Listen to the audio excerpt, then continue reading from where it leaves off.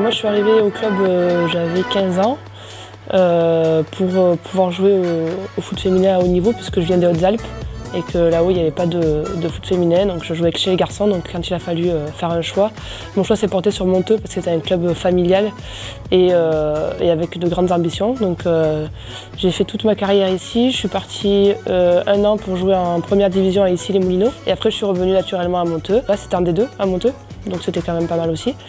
Et voilà, après je suis retournée sur Monteux, j'ai été éducatrice ici pendant quelques années, joueuse et capitaine de l'équipe Fagnon pendant longtemps aussi. Et donc depuis 2 ans, je suis la présidente du club.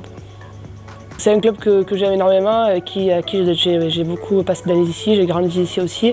Et effectivement, à un moment donné, on ne savait pas trop ce que le club allait pouvoir devenir, puisqu'il y avait une présidente qui s'arrêtait.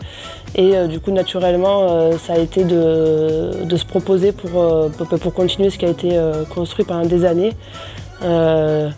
J'ai aussi beaucoup admiré les dirigeants avant de Monteux, des personnes qui ont été extraordinaires quand j'étais jeune ici, puis après un peu moins jeune aussi, mais toujours de grandes personnes qui se sont occupées très bien du club et du coup d'essayer de poursuivre un petit peu leur travail. Alors quelles sont les fonctions de président? C'est très élargi, ce sont des fonctions très élargies. Effectivement, c'est des fonctions très élargies, c'est de prendre les bonnes décisions pour le club, c'est d'essayer de donner une ligne directive au niveau sportif, savoir ce qu'on veut faire exactement avec les jeunes du club. C'est s'entourer de personnes, de pouvoir faire vivre le club de manière conviviale et familiale. En tout cas, c'est une entité qui est très importante ici à Monteux. Donc c'est être dans la formation, dans la progression, mais garder cet aspect aussi du club familial. Donc, il faut être un petit peu de partout, voilà. Justement, quel est votre regard sur l'implication des femmes dans le football? Effectivement, il n'y en a pas forcément beaucoup. Après, je trouve que c'est très intéressant justement qu'il y ait des femmes qui s'impliquent dans ce rôle-là aussi, et pas qu'être juste à la buvette ou dirigeante, etc. Donc c'est très important, notamment quand il y a une connaissance aussi du sport vécu. Je trouve que ça progresse quand même dans son ensemble, qu'on en a de plus en plus de mamans, de femmes, d'anciennes joueuses qui prennent ces rôles-là, et c'est que mieux pour la diversité du football.